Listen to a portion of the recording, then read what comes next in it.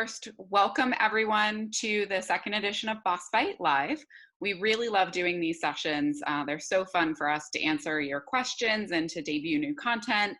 We do have a full calendar coming up. We're going to be doing these about twice a month, not just on the Boss Fight Hacks, but our next one, if you want to save the date and have a little preview, will actually be with the Little Prince folks on our upcoming Little Prince toy line. So save the date for June 29th at 11 a.m. And we'll get registration details for that shortly. So we are joined today by Paddy Lennon. We're super excited to have him join us again. And he is going to read the exclusive H.A.C.K.S story, the origin story. And then we'll open it up for Q&A. We also have Eric Aranya joining us from the Boss Fight team, and he'll answer all sorts of questions as we go as well. So with that, I'm going to turn it over to you, Paddy. Thanks, folks, and thanks for joining us. The story I'm going to be reading out to you today is called 0 Point, and it's going to take about 15 minutes, so buckle up. "We've hit something," H.A.C.K.S shouted from the engineer's station at the rear of the Vitruvian 01's bridge. Professor William Hale picked himself off the floor, dusted down his grey and white jumpsuit, and ran to the control console that he'd been manning up until 8 seconds ago. Of all the bridge crew, Gary alone seemed nonplussed, but then he was the only one to have remembered to put on his seatbelt. "Vi is reporting significant damage throughout the ship," Hale said, staring at the multiplicity of warning lights which were trying to get his attention. Yellow was bad, blinking yellow was worse. He cringed when the red lights, and there were many of them, started to flash. Then the klaxons initiated a sequence of noises that could best be described as blaring like an enraged dinosaur. The engines were offline, the navigation system displayed nothing but a series of exclamation marks, and power cables were sparking everywhere within Hale's eye line. "The only things that appear to be functioning correctly are the lights that tell me what's broken," Hale said. Dr. Arun Brahmachari, who had been in the lab running some scans, burst onto the bridge. "We hit something." H.A.C.K.S grumbled from his place monitoring the Vitruvian 01's engines. "So he surmised. Any idea what?" "Similar mass to our own, much the same size." "I have no clue," Arun admitted. "Whatever it was, it's long gone." "We're in the space between dimensions. There shouldn't have been anything for us to collide with," Gary said. "But we did," H.A.C.K.S said, "and now we're likely to end up stuck here." It was meant to be the first in many voyages along the time stream for the crew of the Vitruvian 01. The ship had been constructed at a testing site in Nevada in accordance with Professor Hale's theories about the nature of time. He had proposed that time itself, rather than being like a flowing river with the past behind us and the future inexorably ahead of us, was in fact a spiral. Therefore, shortcuts from one level of the spiral to another should be achievable with much less energy than heretofore imagined. Lab testing had successfully proved his theories when the team had successfully sent an orange 30 minutes into the past, the previous 50 oranges having messily exploded without so much as moving a micrometer. The Vitruvian 01 was the first of several planned temporal exploration vessels. When fully operational, a dozen crew members, pilot, engineer, historians, physicists, and biologists, would be able to make short hops around time. They'd use the ship to answer the scientific and historical questions that plagued humanity. This test flight was supposed to be a short journey, an excursion 10 minutes back into the past to run some calibrations. The initial part of the flight had gone off without a hitch. They'd slipped through the temporal barrier and into the time stream proper. While pausing to readjust their fourth dimension coordinates, Vi had alerted them to some sort of unexpected mass coinciding with theirs. The resulting tremendous crash knocked the crew members for a loop and appeared to have stranded them here, although here wasn't precisely definable, being as it was outside of regular time and space. "Vi's AI core is in flux," Arun said, examining the monitor that provided up to the second information on the self-aware computer that managed the bulk of the Vitruvian 01's operations. "If it keeps up, we'll lose her. We need to make some repairs." "I'll go," Gary offered. "I know her systems as well as anyone." "Do it. We need her to get us out of here," Hale said. Gary bolted for the armor-plated hatch and ladder that led down to the shielded AI core. He descended quickly, much more rapidly than one would expect from someone wearing bunny slippers. Hale turned his attention to the vivid warning lights again. He tried to decide which of the dozen emergencies was most critical. "H.A.C.K.S, Arun, we've been holed on level 8. and the structural containment fields in that level are failing. Can you do anything? Not from here, Epoch said. We'll have to fix that at the source. Let's go then, Arun said. Plenty of room in the elevator. Epoch ran across the bridge and joined Arun as the elevator doors slid open. The pair entered the small car and the doors closed. Hale again turned his attention to the control console and continued to monitor the lights. There was a lot wrong with his ship, but if the others could make those repairs, there was every chance the ship could survive and make it home. Epoch and Arun reached the rupture on the side of the ship and were greeted by a sight no one else had ever seen. The dimension between dimensions, the very image of time itself. Their brains tried to make sense of what they were watching. Magenta energy storms the size of planets, violet flashes of lightning bright enough that they had to shield their eyes from the light. Arun turned away from the shock of the vision. Epoch kept watching as snippets of 1,000 alternate timelines were on display outside and around the ship. He caught glimpses of 100 potential futures and the distant past. It was bewildering. Staring at them would eventually turn the sanest person into a gibbering wreck. Arun shouted at him, "Epoch, snap out of it. We've a job to do." Epoch shook his head and did his best to ignore the celestial visions outside. Arun was right. If they didn't make some repairs to the ship, there'd be time lost forever. Here outside the standard flow of time, forever really meant that. Epoch knelt down and removed a panel from the wall not far from the rupture. Circuitry for the structural containment field had been damaged in the collision. Epoch took some items from his tool belt and got to work. "This is fixable," Epoch said. "I can make it hold together for a while longer." Gary reached the AI core and started a diagnostic program. Whatever was affecting Vi was something outside of his experience. The AI was going haywire, stopping and restarting the ship's systems seemingly at random. Luckily, so far, she hadn't seen fit to cut the power or life support, but it was only a matter of time. "Violet, Vi, what's the matter? This can't be the result of the crash," Gary said, knowing that anything that could have messed up Vi in this manner should, by rights, have totaled the ship as well. Jam, Vi managed to say over the intercom. "Data download in progress, jam." It didn't make sense to him. For Vi to be downloading data, there needed to be an outside cache of data for her to download from. Then it struck him. Her fragmented sentences weren't just nonsense.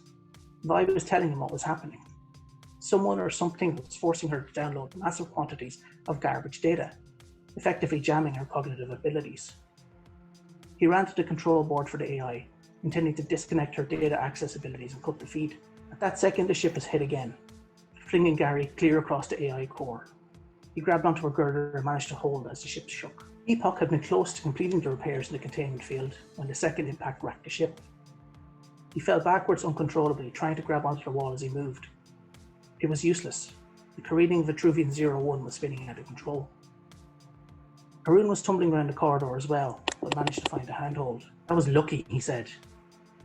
Epoch was screaming in fear. His legs were outside the Vitruvian, exposed to the time stream. Arun gasped and launched himself across the distance, hoping to catch his colleague and drag him back inside. As Arun and Epoch grabbed each other's hands, Epoch was struck by a bolt of purple energy from the time stream. The energy severed Epoch's leg, which immediately disappeared into the time stream. The pain of the abrupt amputation forced him to let go of Arun. Epoch cried out as he slipped through the rupture into the side of the hull. The containment field failed for a fraction of a second, just as it should have saved him. Arun stared blankly at his hand. The unknown energy was cackling between his fingers and along his arm. He felt strange, suddenly very weak. He attempted to stand and his legs gave away as if there was no longer any strength in them. He collapsed onto the floor. The containment field was still malfunctioning. Unless it was fixed, the hull plating would surely buckle. Arun dragged his prone body across the floor using his arms. His legs weren't working. He had no sensation from the waist down. With a Herculean effort, he reached the circuit board that Epoch had been working on and finished the repairs. Between the periodic ship quakes, Gary managed to type in the commands necessary to cut Vi off from the outside.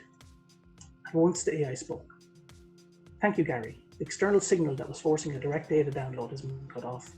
Who was doing this to you? I don't know. The only possible culprit is an AI of the same or superior abilities to me."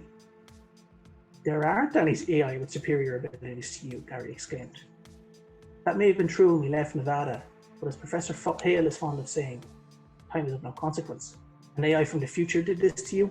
It is a possibility," I replied. Professor Hale and Gary gently moved Arun onto a gurney and wheeled their injured friend of many years to Vitruvian 01's well-stocked medbay.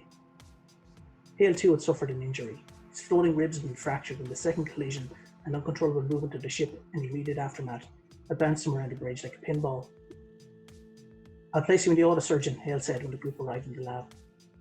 "Thank you, William," Arun said, clearly in quite a lot of pain but attempting to put a brave face on it. "Where's Epoch?" Gary asked. "He exited the ship through the rupture while the containment field was offline," Arun said. Gary was shocked into an uncustomary silence. From what they've learned of the time stream over their years of research, there was no coming back from that. Hale secured Arun in the autosurgeon and sealed the lid of the pristine white tube. The apparatus started to diagnose and attempt to heal the doctor's injuries. The display on top of the surgeon indicated that Arun would be in surgery for the next 6 hours. Hale sat down, wincing from the pain in his ribs. He reached into a drawer and took out a syringe and vial of painkiller. Hale deftly injected the liquid into his arm. "I'll watch over him," Gary said, indicating Arun. "I'm a historian, Hale, not an engineer. I won't be of much help getting us home. Now that Vi is back online, her repair program will do much of the work that needs doing." Hale nodded and turned for the elevator, leaving Gary to watch over Arun. "Vi, situation report," Hale said as he entered the bridge. "Most systems are back online. Temporal propulsion will be difficult due to our lack of fuel." "What happened to our fuel?" "Tank 2 was damaged and leaked while I was under the weather. Furthermore, an anomaly has been directed on our sensor net. We're being pulled towards it." "What kind of anomaly? Can't we avoid it?" "Unknown. It appears to be some form of portal. I'm currently using full reverse thrust, but it is not slowing us down. The collisions earlier altered our course and sent us hurtling towards it." Hale checked the screen. Directly ahead of the Vitruvian 01, there was indeed a portal-like anomaly drawing them closer. "Tell Gary to strap in," Hale asked Vi. "I don't like this one bit. Someone planned all this." The Vitruvian exited the portal some 10,000 feet above what appeared to be dense forest, heading straight down. Vi managed to control their descent somewhat, so that they merely crashed instead of plummeting to their doom. Hale had made it to one of the chairs in the bridge and buckled himself in the nick of time. The ship hit the ground in a controlled fall. It was uncomfortable, but only a fraction as dangerous as the earlier collisions. The Vitruvian 01 was as well constructed as any vehicle in existence. A minor event like hitting the Earth at 6 times the recommended speed was very survivable for both the ship and the crew. As soon as the ship came to a halt, Hale got out of his seat. "Where are we?" Hale asked. "Somewhere in South America, judging by the flora and fauna visible within the range of my sensors. I'll be able to give a precise location when the sun goes down and I can get a star sighting," Vi reported. "Up at the ramp, I'm going to make an external inspection of the ship and make sure the hull is intact. The cargo hatch is opened," Vi informed Hale. He slowly made his way to the elevator and down to the second lowest level of the ship, the cargo hold. It was empty other than for a few months of emergency rations, some spare parts and some tools. After all, this is supposed to be a short jaunt. A blink and you'll miss it hopped into the past and back to test their engines. Hale didn't bother bringing anything with him as he left the ship. He just wanted to make a visual inspection to plan what works might be required to get the craft airworthy again. Bottom of a ramp, a young woman stood waiting. She wore a black beret on her head. However, the remainder of her outfit seemed to comprise surplus army gear from the mid-20th century. She held an old rifle, an M1, Hale recognised, which is currently pointed directly at his forehead. It may have been over 100 years out of date, but it looked well maintained. From the way the young woman carried herself, Hale was utterly certain she knew how to use it. "Thank you very much."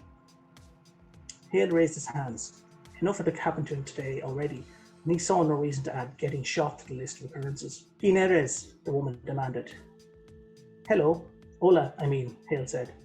"I come in peace. Vengo en son de paz." He'd never been gladder that he'd learned that particular combination of words in 75 languages. "American? CIA?" the woman demanded in accented English, clicking the safety catch on her rifle. "I'm American, yes," Hale replied. "I'm not CIA." He was confused. That particular organization had been disbanded when he was still a teenager. "Exactly what a CIA would say," she replied, perhaps not unreasonably. "Whoever you are, El Jefe will want to speak to you." She used the barrel of her rifle to point Hale in the desired direction. Okay, don't do anything hasty," Hale said. "I can't believe I'm saying this, but take me to your leader? To be continued." Great story, Paddy. I do want to open it up for questions at this point. Questions about the story, questions about anything in the H.A.C.K.S universe.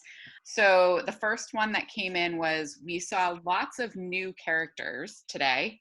Who are they, and can we get some additional details? From this story, you're introduced to the majority of the crew right off the bat. We are currently working on the crew, kind of one of the next things that we kind of work through. The distribution of them will be a little bit different than we normally do. It won't be like a year of just the figures. It'll be more like, here's 2 figures and then more zombie, and then here's 2 figures, and as we kind of, it'll kind of be sporadic. So the cruise bios were done a while ago, so they're all here. I'm not going to read them all out because it's actually pretty much the same length as the short story, and I think my voice is going to go. So the members of the crew you would have met are Vi, and she's the Vitruvian ship's AI. The second one you would have met is Professor William Hale, who is the creator of one of the 3 creators of the Vitruvian spaceship or time ship. Brilliant physicist and kind of household name in their time, kind of like their Albert Einstein or their Stephen Hawking to people of their timeline. Arun Brahmachari, who is the medical officer and biologist on the Vitruvian ship. The lady you would have met at the end there is Carmen Mercado, who is the ship's security officer, or she will be when we get to that point in the story. And then you have Gary Goggles Head, obviously, who's the historian and navigator for the crew. And then Professor H.A.C.K.S, who fell out of the ship there at the start. He is going to be important in the grand scheme of things, and I can't give any more information than that. So that's everybody. There's a couple other characters in the crew that I'm not going to mention. You guys are probably already aware that Leonidas will eventually be part of the crew as well. And then the pilot character, who I'm not going to talk about at all because she's a fair bit away before we even get to meet her. So may as well keep some secrets, you know. Absolutely, secrets are good. So I'm going to keep to the questions about the story at the start at least, and then we can bounce into some other hack stuff that has come up. David wants to know, when is the graphic novel available? Okay, so in regards to a graphic novel, we did initially, in fact, we announced that we were working on it and we were going to run a Kickstarter for it a couple of years ago. What we eventually found in watching other graphic novel Kickstarters and stuff is you can't actually make the money it costs to pay for a penciler, a writer, an inker, a colorist, to do all that stuff off of a Kickstarter. That's an unknown. Even people who are like famous comic book writers and pen, they barely make enough money off a Kickstarter to pay for all the work that they're about to put into it. And as none of us have time to take on any of those roles, we just can't at this time. A graphic novel just is not in our future. It doesn't mean it won't happen. It just means at this moment, we are going to focus on more prose stories via Paddy as we kind of start to try and expand the concept and the stories, especially with, it's been very successful with us releasing the stories online and via our website, which has been working very well. We're going to continue to do that. Maybe there will be some sort of print edition of a lot of these stories together with some illustrations at some point in the future. But at this time, a full-blown graphic novel just financially is not something we could do.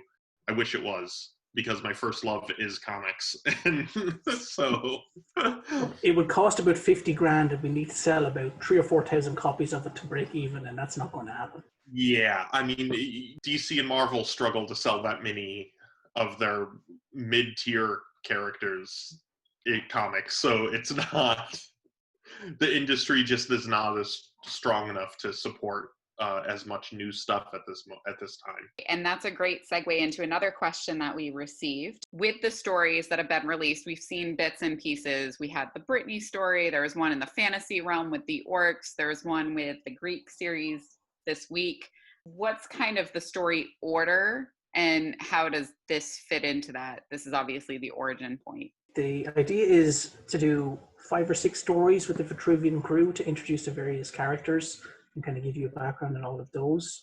They're obviously the initial story, and then their first time trip is into the Greek series, and then into the fantasy, and then into Series Z.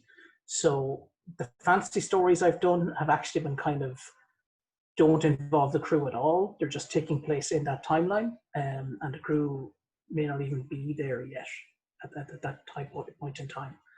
And the same with the Greek story. I'm kind of I'm trying to do those individual series stories, kind of telling side stories away from the crew, so I'm not conflicting with anything that we want to do later on. The zombies are kind of set in between. The zombie series is set kind of between the late 90s and today, so they will come later. I think the idea is they have to go to Greece first and pick up Leonidas on the way. They pick up Leonidas and he'll be with the crew when they visit the fantasy realm, which is why you're getting the Leonidas and armor in wave 7 of the fantasy series. And then there will be a trip to the Series Z world where a couple of other familiar faces are going to make their appearance in later waves as well. Yeah, and in Series Z, we'll see some characters pop back up from both fantasy and Greece. So it should be a fun series as it goes on, as we exit wave 2 of zombie and we kind of start getting a little bit weirder and more locked into the overall Vitruvian story. And the idea with this story of kind of the origin of the ship's crew, that's meant to kind of come along all of these series, correct? Yeah. So like they basically, it's because it's time travel, things aren't happening in order. They go back to Greece to start, then they bounce forward a little bit to fantasy, and then a little bit more forward into the zombie series, and then they're going to go back again into the into the pirates. Actually, even though it's science fiction, it actually takes place like in like the 60s. So it's like it just doesn't take place on Earth. So they do start bouncing around as characters become reoccurring. Some of them are time traveling, either with the crew or on their own in a different way, and some of them just have a very extended life. So they're meeting these characters out of order of that character's like memory. Like so sometimes they'll meet a character and it's the first time the crew has met them, but it's not the first time they've met the crew. So tricky. Yeah. Travel is a weird for us. Time travel, I hate it. Yeah, it's funny because I'm not like, when it comes to, I love science fiction, but when it comes to science fiction, I'm not like actually a huge time travel fan, because it is tricky, and it is half the time it's just awkward and strange. And even when somebody does it amazingly, there's still plot holes like crazy in it, and there's no way to avoid that.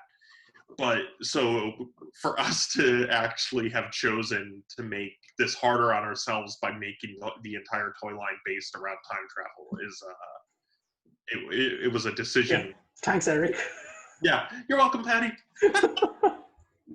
I should also mention as well that there's a couple of, we've already seeded the idea that there's multiple ways of traveling through time.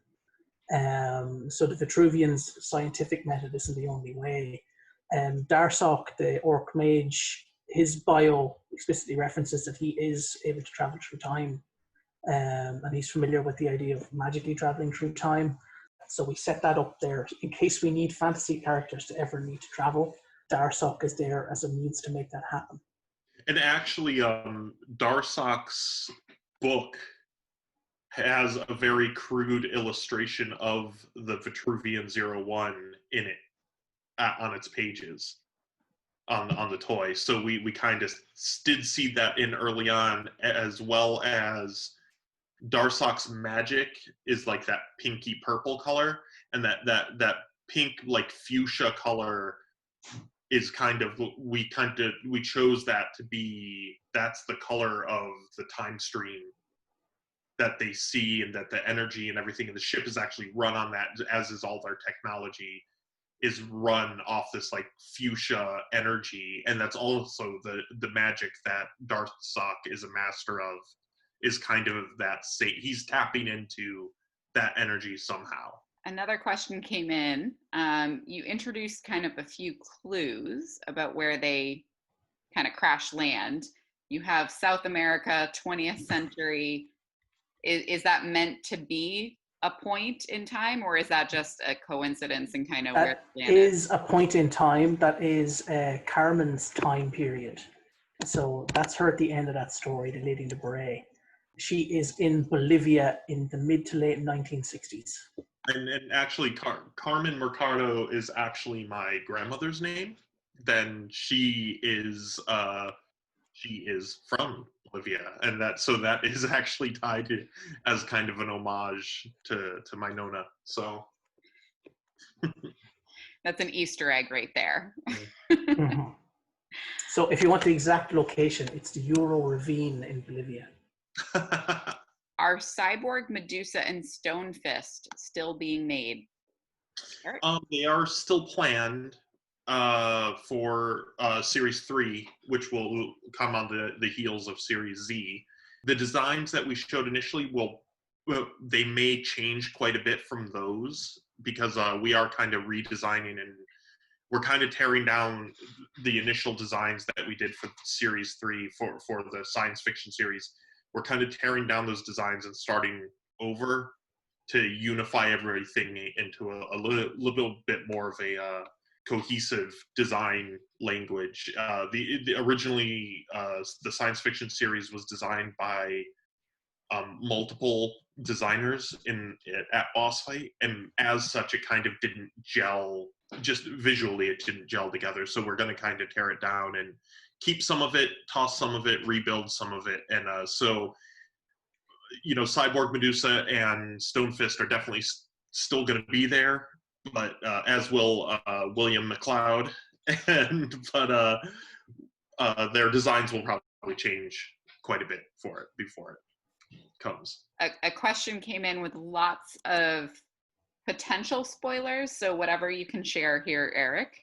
I assume that the fantasy series is based on another planet. Will the space series include Earth? How wide is that physical universe planned? Is the pirate series based on Earth during the Atlantic Ocean pirate period or somewhere else? So lots of spoilers in there. What can you share? Let me. I've actually thought about some of this already, so we have answers, which is nice. Yeah, all of it. The fantasy series actually does take place on Earth, and some of that is because what it was kind of like medieval times, right, Paddy? That's kind of the idea. Yeah, it's the original document I think I sent it's somewhere around, it would be around the equivalent of 800 AD, 1200 years after Thermopylae. Thermopylae was in 450 BC. So it's sometime in there around the 8th century. And it is set mostly in Europe and a little bit in North Africa as well. And the idea is that whatever happens in the Greek series at the end of after the Battle of Thermopylae is messed time up. And so that's why there's now orcs and elves, and the orcs and elves, part of the kind of concept is when they go somewhere, they try and fix what is wrong. But when they leave, time doesn't totally fix completely. Like it only kind of partially heals. So now, come the 90s with zombies and stuff, there are still orcs and elves and stuff. There's just not as many of them now. They're not quite as rampant as they were during the fantasy series.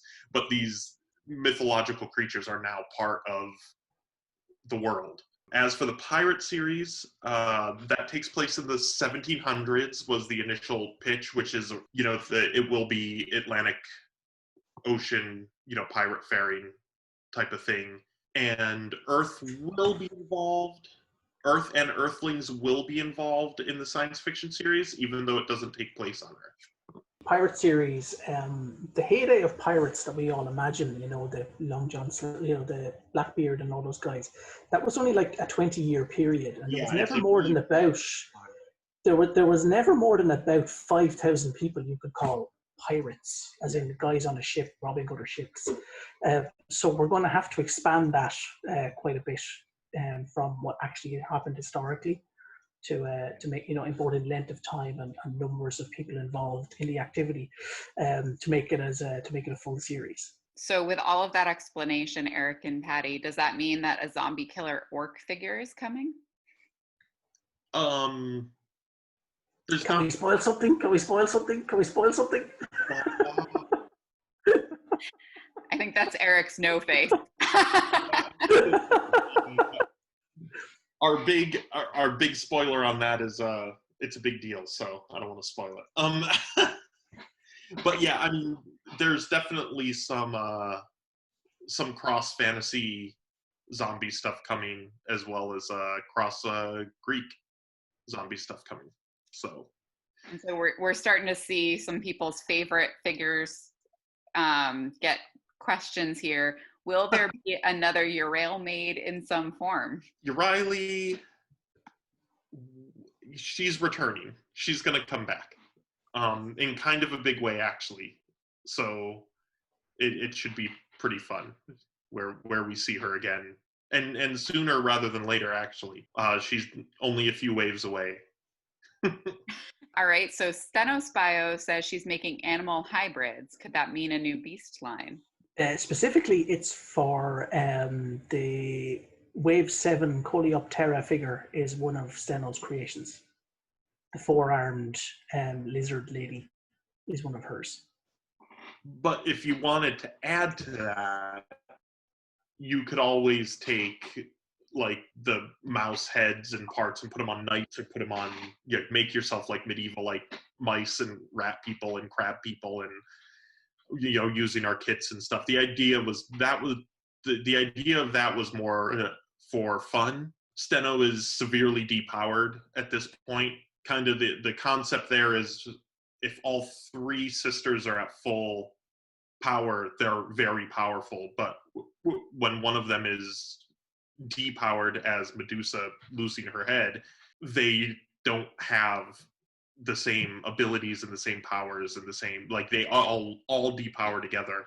So Steno is trying very hard to kind of reclaim her power platform, and she's dipping into magics and stuff that were not necessarily her thing initially. So we're asking you guys to get a little personal here. For each of you, who is your favorite character from each time period? So Greek, fantasy, and zombie, the ones that have been kind of released. Who's your favorite character from each time period? Paddy, you can go first. I'll go first. It's Uriel for the Greek series. That was a nerve biter waiting for her to get unlocked in the Kickstarter, because I really liked that design, and I had seen the prototype in advance, and I'm like, I want that figure, she has to happen. So she's a favorite figure of mine, and I'm very happy she's making a comeback sooner rather than later, as Eric said. For fantasy series, I really love the Knights, the Knights of Accord. I kind of probably went a little bit too much with the world building for them. The Knights are, because I've got all this stuff about them and their history and so on, because it was the first figure I did the bio for, actually, and I got really into it for the Knights. And then Series Z, it's Hannah and Alice, just because I really love the design, and their story's pretty good too. Yeah, they're fun ones. For me, in Series 1, in the Greek series, my favorite one is probably Steno. I love the way that, I love her design. I love the way the figure came out, and that she's obviously like the first one I ran back to bring back in the fantasy series. I love the idea, and the one, and back when we were initially creating Series 1, I didn't know that Medusa had sisters. I didn't know that part of mythology.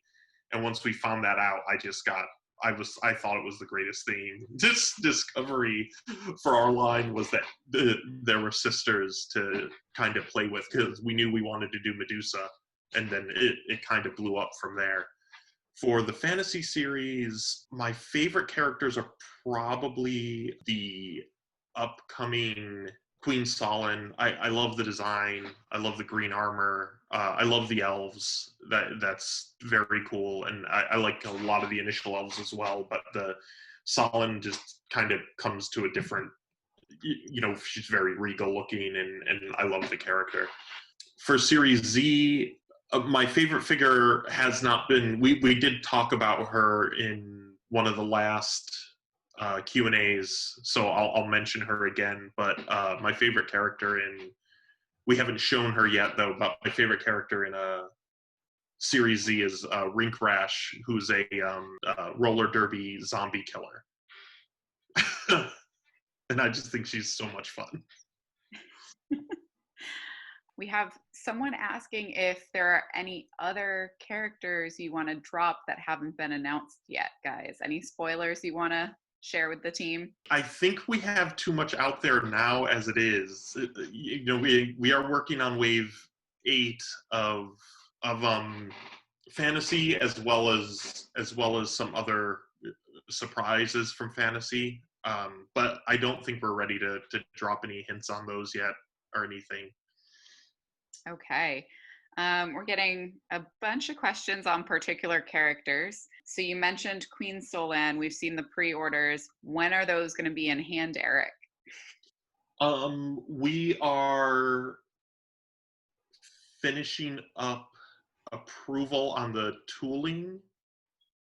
We're just waiting for the next round of tooling samples to come our way so we can approve them.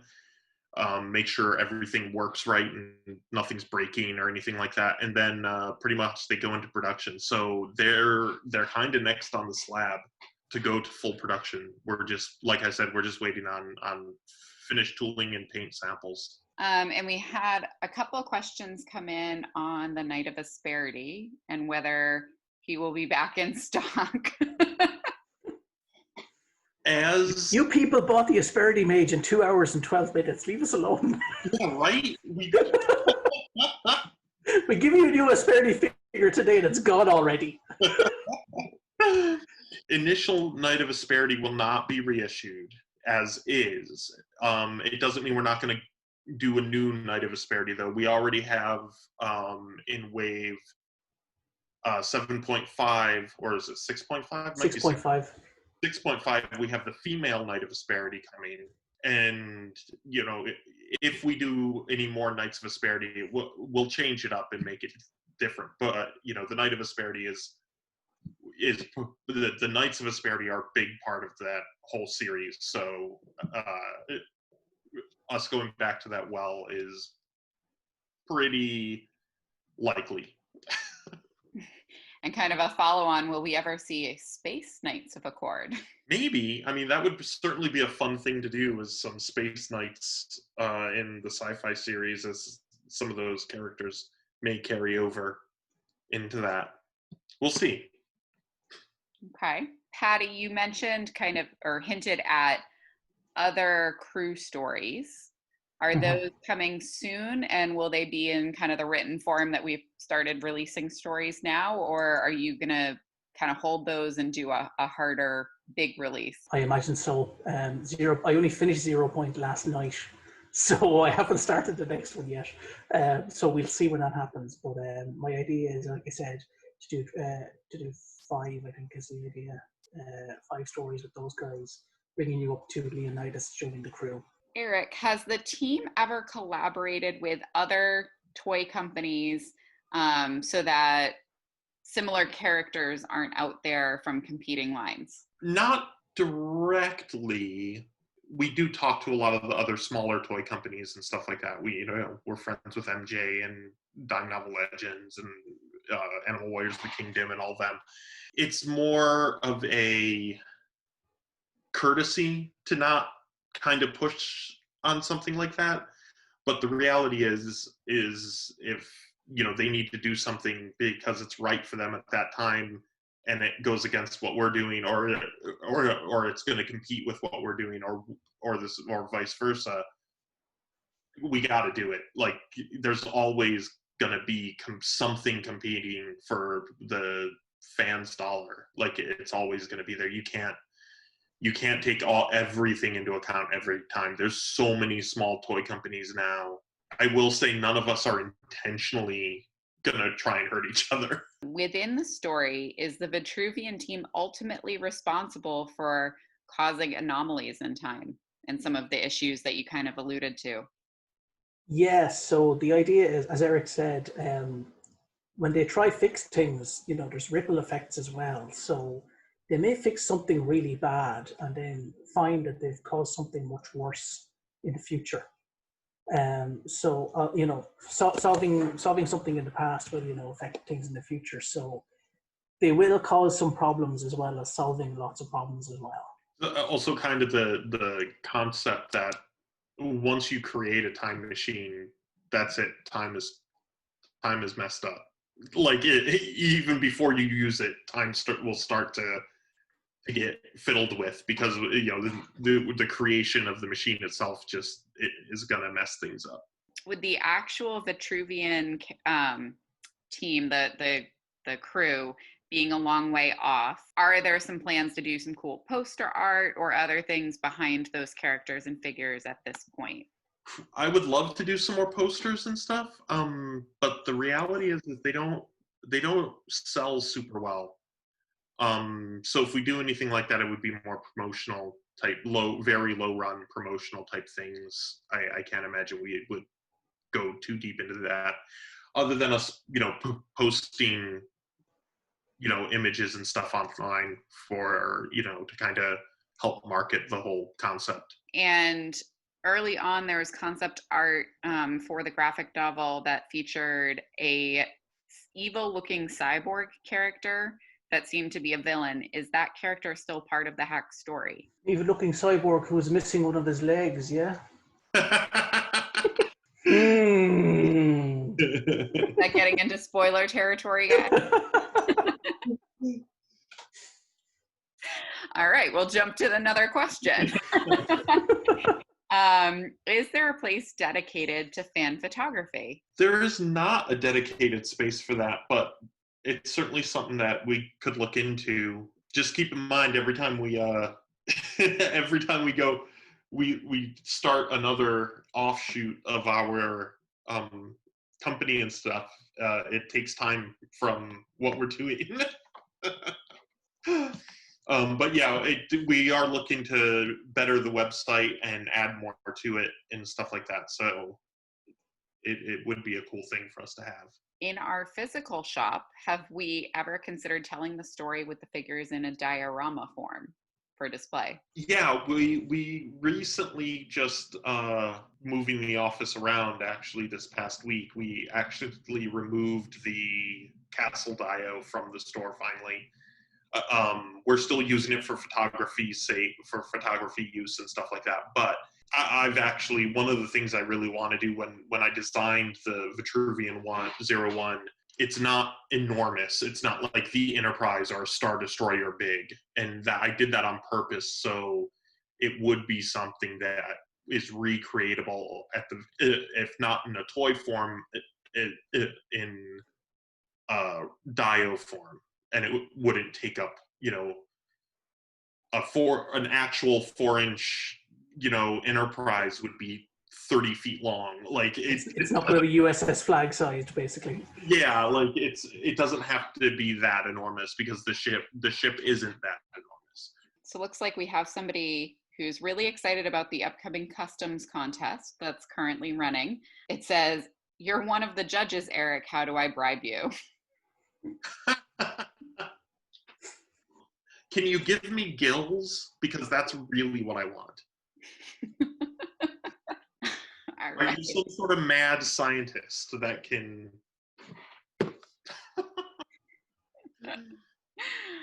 All right. So we have somebody asking if the story that Paddy read today will be available for download. And I can actually answer that one. Yes, it will.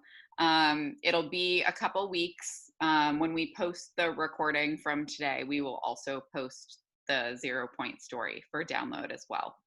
So we'll kind of package those together. All right. And I think that actually brings us caught up with our questions. We are coming to the top of the hour anyway. I'm going to take this time to thank Paddy for this story and for joining us today. And Eric, I'm going to thank you for joining and giving a few spoilers, although you definitely deflected them very well. I've had years of experience at Hasbro deflecting spoilers. So there's a real quick, Don is asking, do all Atlanteans look like Kalamoke? The custom that we did, the crab-like custom that we did, and or are Atlanteans a number of different sea species? The idea with the Atlanteans is that they are many different sea species and all over the place. So they don't all look like Kalamoke, but they're kind of, there'll be lots of different variation in that when that series comes. Awesome. Well, we're seeing a lot of people saying they really enjoyed this story, Paddy. So once again, thank you. And as we said at the beginning, our next Boss Fight Live is going to be June 29th at 11 a.m. And that one is going to be on The Little Prince. There will be a lot of stuff that we share that we have not shared before. And we're actually going to be joined with some folks from the Little Prince team. So definitely mark your calendars, June 29th, 11 a.m. Eastern time. And we will see you guys at the next Boss Fight Live. Thank you all for spending your Saturdays with us. Thank you, everybody. Bye, guys. Thank you.